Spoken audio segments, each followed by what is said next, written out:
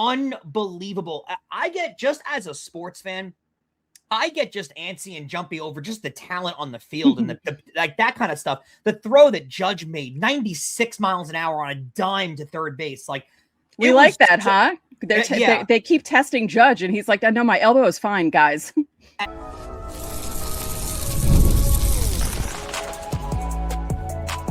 You are Locked On Yankees, your daily New York Yankees podcast. Part of the Locked On Podcast Network, your team every day. Welcome to Locked On Yankees, which is part of the Locked On Podcast Network, now the #1 sports podcast network in the country.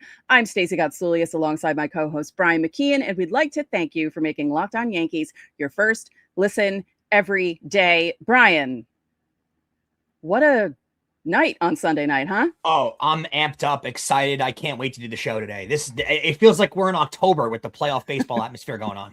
Yeah. This episode of Locked On Yankees is brought to you by MLB The Show 26. Visit MLBThe.show/lockedon and use code LOCKEDON to unlock a pack for use in Diamond Dynasty. You can pre-order it now. There's one more day to do it. It's available on March 17th on PlayStation 5, Xbox, and Nintendo Switch. It's rated E for everyone. So today's show, it looks like Francisco Lindor is on track to start opening day, which is amazing considering he had surgery in February. We're going to talk about that and other news from around the league. Carlos Rodon is apparently throwing harder than he thought he would at this point. That's good, right? So we'll be talking about that in segment 2. But first, we must discuss the U.S. versus Dominican Republic semifinal in the World Baseball Classic. It was a classic, didn't turn out anything close to what I thought it was going to be. What did you think?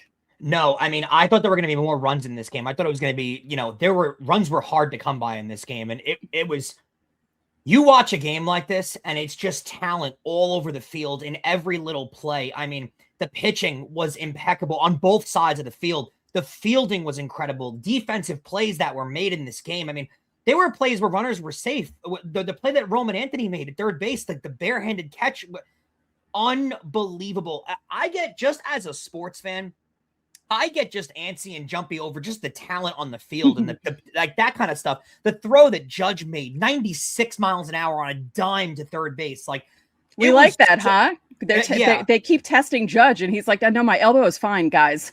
And we'll talk about USA and that kind of win, but I mean, another storyline too has to be the Yankees and the Yankees that played in this game in particular and how good they all looked. And let's just go over that for a second.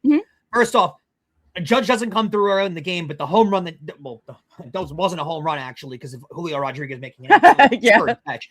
Yeah. But Judge hit the absolute bleep out of that baseball, and it was just straight away center field. That's kind of one of those, you saw it by Judge's reaction on his face.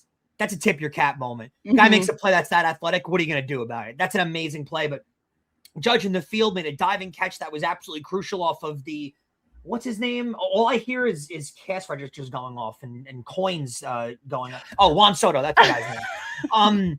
Judge making a great diving catch there, and then getting the nerdy baseball fan in me really makes me think of this too, because throwing Tatis out at third base on that play early in the game, it winds up paying off dividends, even though you threw him out.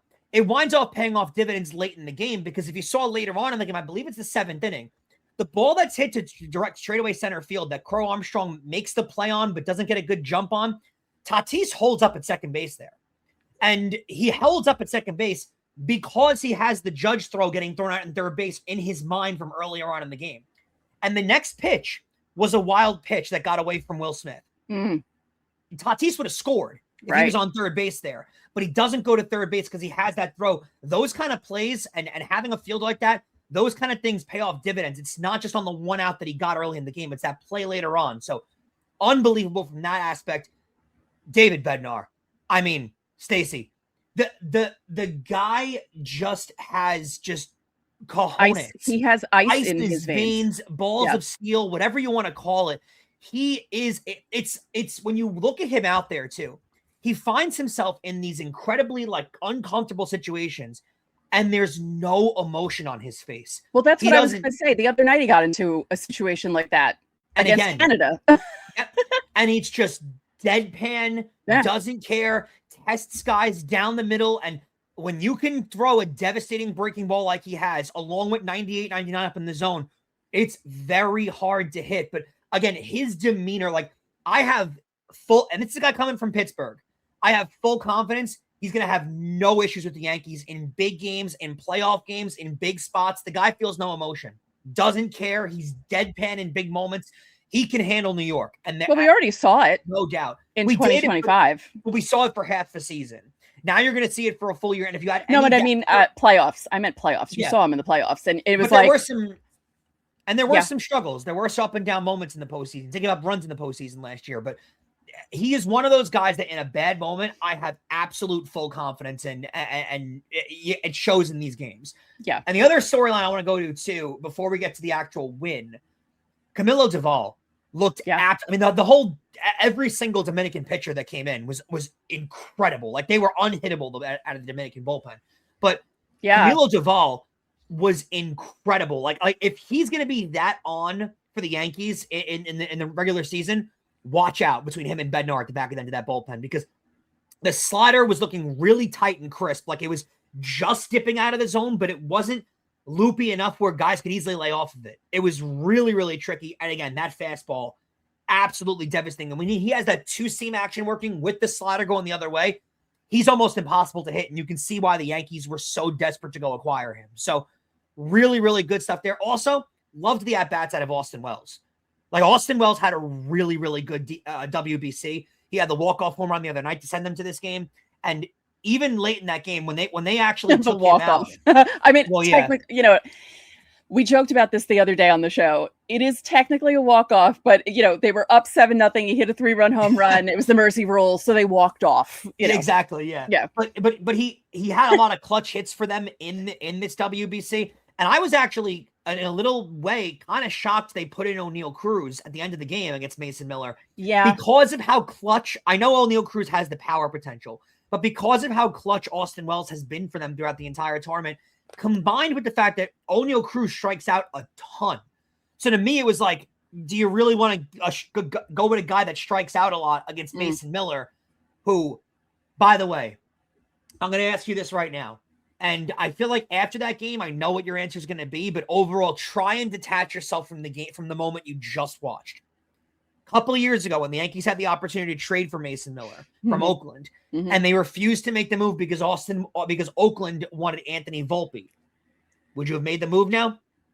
Yeah, I would have made it then. I'd make it now. I mean, granted, that final strike 3 call, gonna give a double-sided thing here. You can't take that pitch there.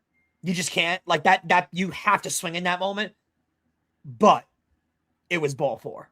Oh yeah. And the Dominican Republic right now in their clubhouse is probably questioning why ABS has not been introduced into the WBC at this point, because right. It was ball 4. And oh yeah, if it was ball 4, he would have had to face Tatis in that moment, which is a lot scarier. So yeah, US they deserved the win, but they got very lucky in that final moment because that was ball 4.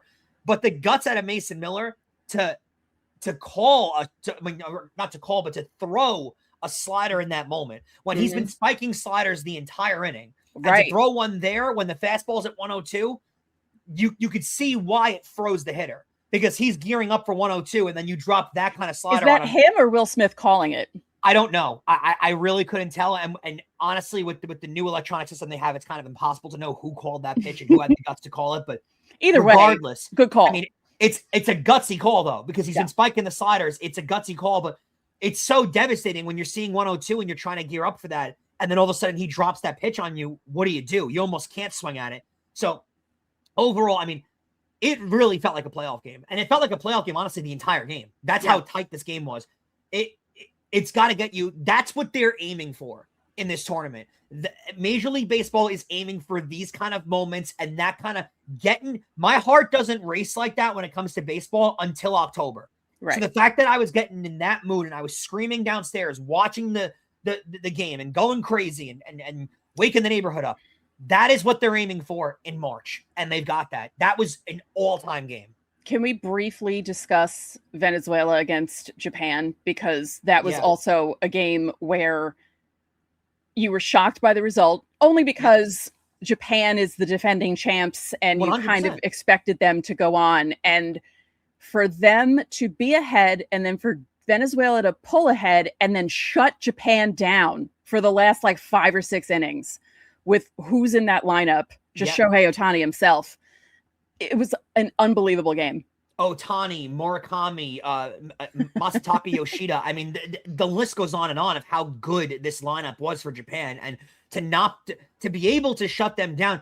It kind of felt like when the bracket came out, right? You were waiting for the winner of USDR to play Japan in the final and see what's going to happen. Basically. And now you're not going to get that. And just unbelievable. I actually, it's more of a shock to me that Japan is out this early and not in the final than anything else. And they were able to get to Yamamoto. Yamamoto was, especially going up against Yamamoto, though, you would think because of how good he was in the postseason last year, like there's no way he's not going to be able to shut things down, but he wasn't able to. And that Venezuelan bullpen was incredible. Like incredible. Some of these bullpens in these, it's amazing how these guys are so good this early on too, because you kind of thought control would possibly be an issue with these bullpen arms that aren't possibly really ramped up yet. No, these guys are completely ramped up, Stacey. They're ready to go. Italy, Venezuela. I mean, Italy's got some kind of mojo going right now, which is kind of weird. So I don't know what's going to end up happening, but I'm feeling Venezuela just on talent wise, but either way, I mean, these games have become must watch. Before we go, how do we think that Venezuelan Italian manager Francisco Cervelli, an Italian born in Venezuela, like his father's Italian, he immigrated to Venezuela, Francisco was born there, so he's Venezuelan Italian, and now he has to manage Italy against Venezuela. That's got to be weird. Yeah, that's got to be a weird feeling, right? Because he could easily be on both teams, like easily be supporting both teams. It is, it's definitely an interesting feeling. It really is. Yeah. By the way, one more point that I want to make that kind of is hidden.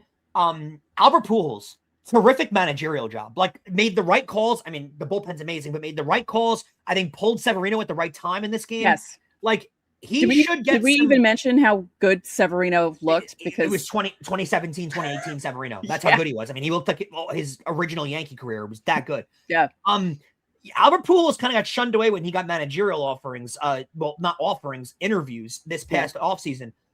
There's a chance that next year some teams start to give him more interviews and take him a little more seriously because he really impressed in this WBC. All right, I have one more question. Yeah.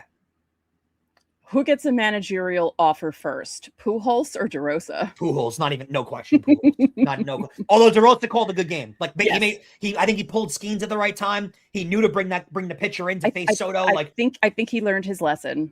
He learned his lesson from the Italy game, and also the fielding options. Bregman hasn't been able to hit water if he fell out of a boat. Putting Gunnar Henderson at third base, like he's done a good job since. But it's definitely Pujols was a very impressive manager throughout this tournament. Yep. All right, coming up next, Carlos Rodon is surprised about how hard he's throwing, but that's a good thing, right? We're going to discuss it.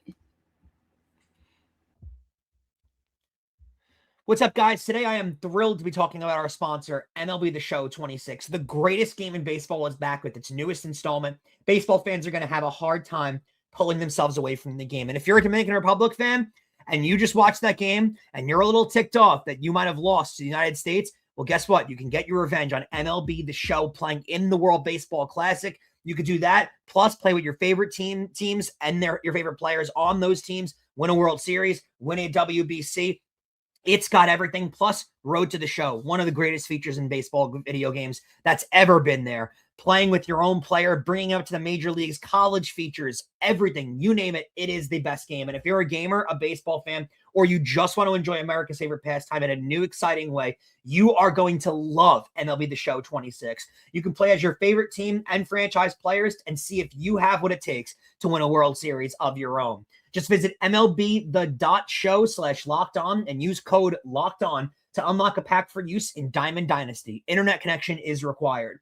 Pre-order now. It's available March 17th on PlayStation 5, Xbox Series S and X, and Nintendo Switch. It's rated E for everyone.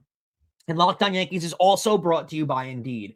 Workplace chaos, deadlines stacking up, inboxes overflowing, and the one position that you have to fill still sitting open. When the pressure's on and you need the right hire, this could be a job for Indeed sponsored jobs. Indeed sponsored jobs helps you reach the people who actually fit what you're looking for, the skills, experience, location, so you're not just hoping that the right candidate stumbles across your post. Spend less time searching and more time actually interviewing candidates who check all of those boxes. Again, there's less stress, less time, more results. And when you need the right person to cut through the chaos, this is a job for Indeed sponsored jobs. And listeners of Locked On Yankees will get a $75 sponsored job credit to help get your job the premium status that it deserves at Indeed.com/podcast. Just go to Indeed.com/podcast right now and support our show by saying that you heard about it on Locked On Yankees. Indeed.com/podcast. Terms and conditions apply. Need to hire? This is a job for Indeed sponsored jobs. We want to thank you guys for making Locked On Yankees your first listen of the day, and thank you for making Locked On the #1 sports podcast network. If you've been thinking about joining the Everydayer Club, now is definitely the time. Again, you get ad-free episodes and access to our group chat on Discord. And if you sign up before the NCAA tournament tips off on Thursday, you can get into the Everydayer Club bracket pool on Discord for a chance to win Locked On merch. It should be a ton of fun. Right now, you can use code MARCH to get your first month free, and that's for both the Everydayer Club and the Everydayer Club all access level. Head to lockedonyankees.supercast or tap the link in the show notes. So, Stacey, we received some news early on the weekend that Carlos Rodon's velocity is actually up since getting the bone chip shaved down, I guess, if you want to call it. It's actually, Rodon actually said publicly that he's a little confused about it because he's actually having his velocity raise when he's taking a little bit off, which is kind of crazy. He's not trying to throw harder. He's trying to throw softer. And I guess the strength in his arm is just back so well that he's actually having his velocity go up while he's doing that. I can see it on your face. If you're listening on podcast form, Stacey's got a little confused face on, and it makes sense. It's a little weird, but throwing harder can't be a bad thing for Rodon, right? Right. No, it's not a bad thing. I'm just thinking about how bad his elbow must have been last season and how long he had issues, because there was a definite difference from the beginning of the season Rodon to the end of the season Rodon, and how much it must have been affecting him for it to be that way, where he's not even trying, but he's throwing hard, you know? Combine that with the fact that how good he pitched last year. Remember, last year was his best year in a Yankee uniform. And, you know, he did have a sluggish first year with the team, absolutely. But last year was his best year statistically with the team. And to be able to put up those numbers with this issue going on, it's beyond impressive what he did last year. Especially, and I think the Gerrit Cole injury had something to do with this. There's a chance you would have saw Rodon sit at some point with this injury. Oh, if Gerrit Cole were in the rotation, but the fact that he was out kind of made him feel like he had to stay in. I got to be honest, this is unbelievably impressive. I think you're going to see Rodon quicker than anticipated. I think you're going to see him sometime in late April, to be honest with you. Yeah. Yeah, I just want them to be careful with him, obviously, because you have both him and Cole coming back. But you do have, right now, as it stands, an embarrassment of riches when it comes to the pitching, because everyone, again, let's knock, so far is healthy. You know, you have the guys coming back from injury, obviously, but the other guys replacing them are fine so far halfway through the month of March. So let's hope it stays that way. I just don't want them, like, I want him to be truthful when he says, I'm ready to come back. I don't want it to be a rushing back kind of situation. Him and Cole are definitely chomping at the bit to get back. Like, they're definitely both just like, you know, bouncing on their feet, waiting to get back to pitch. Definitely. The quote from Rodon was, I backed off and threw harder. I was like, okay, that makes sense, in a questioning form of like, that makes no sense at all. Right. If he's got better command because of this injury going away and the velocity ticks up, I mean, he can only get better at this point. So that's absolutely, you know, impressive to see. Rodon said his velocity got up to 95 miles an hour, which is impressive because last year he wasn't throwing that hard. He was topping at around 94 as fastball velocity was averaging out. But at this point in his recovery, to be throwing 95, again, he wasn't expected back until sometime in May. So now you're looking at maybe or possibly late April. That's a huge, huge, huge sign, especially if guys are going to struggle like Luis Gil struggled in his start out of spring training. Oh, yeah, we were going to get to that in a bit. I was going to make a joke that, you know, did they do something to Rodon's elbow to make him like Rookie of the Year, that movie where, you know, the kid had the surgery and he was throwing really fast? Like, is that what's happening here? Or is it just his elbow's clean, it feels good for the first time in a while, and he's just able to throw hard? Yep. 94.1 was the average fastball velocity last season. So to get it up to 95, when he's not fully ramped up yet. That's where the confidence comes in too. He's not trying to throw hard. He's not going at full mass because they're kind of telling him to hold back. Right. So he's not going at full mass, and he's not like fully released yet to be able to throw normally and pitch normally. This is, again, just in throwing. He's not throwing off a mound. He's throwing in the outfield. And to get 95 there, that's a really, really good sign. It's above his average velocity from last year. So I think, again, Cole and Rodon have to both be equally chomping at the bit to get out there and just start to pitch to live batters. So I think having these two guys come in with a little bit of energy is probably a really good thing for the Yankees. One quick thing before we talk about Heel, because he did start on Sunday, and it was not great, but also not bad, because I'll tell you why. Before that, Brian Hoke put up video of Gerrit Cole getting ready to, he was throwing pitches to Anthony Volpe. Anthony Volpe wasn't swinging. He was just standing there to recognize pitches.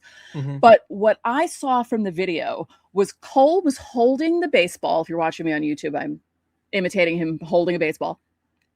And every single pitcher was hanging around him. Max Fried was there. There were a bunch of other guys. And it was the most adorable thing I've ever seen in my life, because it felt like a teacher showing students something happening with the baseball. And I was just like, it actually was heartwarming in a way. I was like, look at the way they're watching Gerrit Cole and like listening to every word he's saying.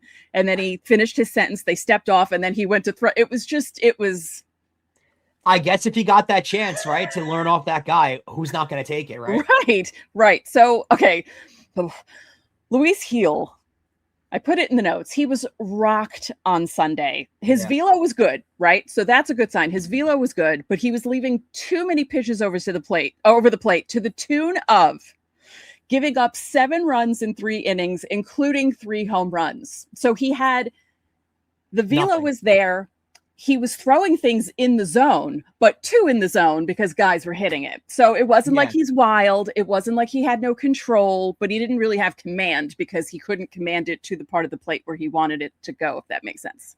A great example of how this game will humble you like no other, because we jinxed him last week. After us talking about how good he's been, plus we included in that show the quotes from Luis Heel of him talking about how he feels much better and the confidence is up and everything like that. And then he goes out there the next time and gets shelled. So, I mean, this is an example of how baseball will humble you. And Absolutely. To be fair, the guys who hit him, the Tigers had most of their A lineup there in the game. So it wasn't like these were scrubs. So that's also a good sign, because it's like, okay, well, these are the guys he's going to face. So it's not like he's facing guys that are never going to be seen again and he's giving up home runs to them. Yep. These are guys where he's going to be like, okay, I can't do that in the regular season. Not Gleyber Torres, though. He is on Team Venezuela and playing really good with a bushy beard. By the way, my mother was watching the game and she said, Torres, she said, is that Gleyber with that thing on his face? Does not like the beard, right? Yeah. No women over the age of like 60 like the beards on baseball players. Because my grandmother, every time she watches a baseball game, is like, look at this on his face. They do not like the beards. No. I guess baseball players are so used to having that like cut up prim and prop look that like. And it's funny too, because they grow these beards that look like hockey playoff beards, and it's like, why? Yeah. I would honestly though, like baseball is a summer sport. Like I would feel uncomfortable. I don't get it. Like I can't grow a beard, but if you did, I'd be a little concerned, honestly. All right, and one more thing, because a few guys got reassigned: Michael Arias, Kyle Carr, Dylan Coleman, Dom Hamill were reassigned to minor league camp. But this is the funniest thing I've ever heard. Cam Schlittler had to call security to get a spider out of his locker at Steinbrenner Field on Sunday. I was like, how big was this spider for you to have to call security to get it out of your locker? Then again, it is Florida and they do have like strange bugs and stuff down there. So who knows? What did security do? I guess they got rid of the spider. They escorted him out. Yeah, like did they put him in cuffs and bring? When someone is not authorized to be in the clubhouse, they usher them out. So I guess they ushered the spider out. Yeah, I get because Cam Schlittler couldn't handle it. I mean, boy, yeah, I don't know. I don't know either. That is a crazy. That can't be too keen with the ladies for Cam Schlittler, because I feel like a plus for a lot of girls that are trying to find boyfriends is he'll kill spiders for me. Well, you know Cam what? Schlittler will not do that. He is a cat father, and cats will eat bugs. So maybe that's what it is. That's why he likes cats. You really, wow. You really found it. Like it's a weaving path, but you got there on why Cam Schlittler is a cat fan. Yep. That's why he likes cats, because they eat bugs. That's why I like cats. That's why I have so many of them in my house. All right. Coming up. News from around the league, including Francisco Lindor progressing faster than anyone thought. And also, the Las Vegas stadium is also progressing faster than anyone thought. So we're going to discuss that next. Oh boy, college basketball is nonstop. Big games, tight spreads, momentum swings every single night, from the early tip-offs to the late night West Coast shootouts. There's always action on the board, and there'll be plenty of it this week as March Madness finally kicks off. And now FanDuel is giving you a way to turn that energy into even bigger potential wins with a college basketball parlay profit boost. You could build any college hoops parlay that you want, rivalry games, ranked matchups, whatever fits the mood, the 11 over the 5, whatever seed that you want. It is perfect, and it's a great time of year because you can mix the spreads, the totals, the player props to match to see how you like the slate playing out. Then all you got to do is apply that profit boost and instantly bump up the potential payout. Go safe, go bold, ride with the team that you've been following all season long. It's your parlay, your style, now with more upside behind it. So head over to FanDuel.com to get started. That's FanDuel.com. FanDuel, play your game. And Locked On Yankees is also brought to you by TurboTax. Guys, it's tax time, but for a lot of us, the old way of doing taxes is a lot. Trying to book an appointment that's not the most convenient, sitting in a waiting room with a stack full of papers and emailing back and forth, wondering if they'll ever get your situation. But this year, you're getting a major upgrade. Intuit TurboTax now has in-person locations nationwide. You can meet face-to-face with the real tax expert, and your documents get uploaded straight to your TurboTax app on the spot. Just like that, you're done. Your TurboTax expert works to get you every dollar that you deserve while you got real-time notifications as you go about your day. It's the relief of walking in and meeting a real person and walking out knowing that your taxes are being handled right. Head over to TurboTax.com/local to find a store near you and book your appointment. Still coming off that high of that Team USA WBC win. I have that nervous, jittery energy from a playoff game where I just I could go work out right now, even though I already worked out today. That's how amped up I feel right now. That's how I felt after the US Japan final the last time. Yeah. Oh yeah. Yeah. Even though they lost that game, you still kind of feel that energy. Is there a little bit of you that's a little upset you're not going to get the rematch of US Japan? Although different teams, Trout's not there. I agree with you. No, I kind of like that, I kind of would, not that I'm rooting against Venezuela. I'm not rooting against either of them, but I would love for it to be Italy, because who the hell would have thought that Italy was going to make the final, and plus the whole, former Yankees involved, and, I'm also Italian. So it's like, okay, that's going to be a fun game to in your heart of heart, I know you'll root for Italy, but in your heart of heart, do you think that they'll beat Venezuela? I think they could. I think they could. That means no. It means you don't think they're going to win the game, though. No, I think they can.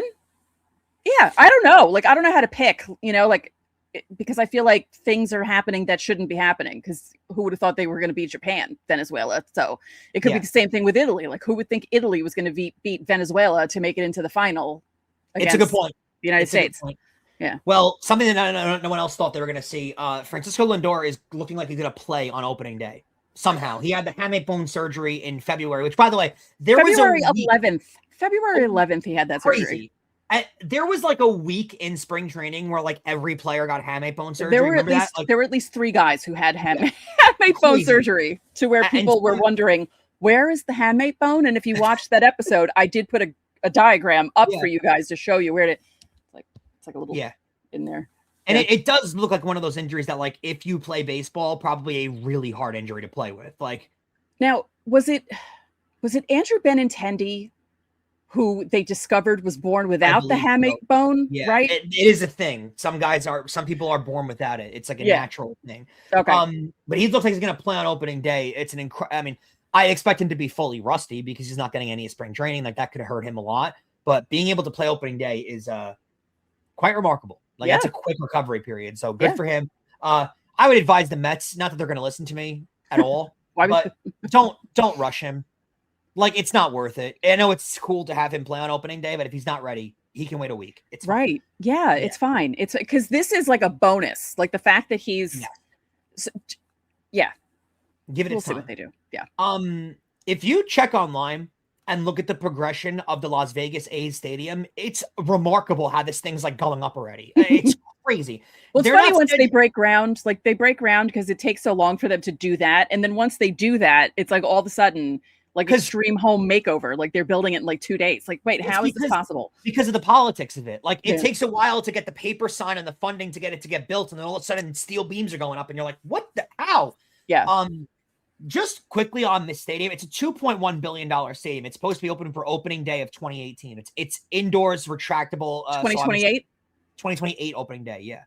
So you said 2018. I just wanted to. Did I really? Wow. Yeah. My mind is wow. There's supposed to be a like window facade straight away into center field when you're looking at center field. And that is facing down the Las Vegas Strip. So if you're sitting behind home plate in the upper level, your view is the Vegas Strip down the strip. That's cool. It's just really awesome. Like really, really cool. It is a retractable roof, but I have a feeling that they're going to have it closed majority of the time. Like it's very early in the season, it'll be open because I've been to Vegas really nice in April. It's really nice, but once you get past April, I've been there in July too, when it's like 108 every day. And no, you don't want to be outside in that. I've been there pretty much every time of year you can imagine. April can confirm. Gorgeous. Yeah, gorgeous beautiful in April. Time. That's the time to go. Mid-May or so, it starts to get real steamy out there. June, July, and August are just brutal. Don't go in July. Don't go. I don't know why my friends and I thought to do that, but it was just, I mean, we stayed at the MGM Grand and it has 7 pools, and believe me, there was one day where we just didn't leave the pools because it was too hot. But yeah, don't go in July if you can help it. But September gets some really nice weather, and if they get to the postseason, October for an outdoor game when it's like 65 at night is going to be amazing. So the first level, I like how we're having Las Vegas get to the playoffs. That's amazing.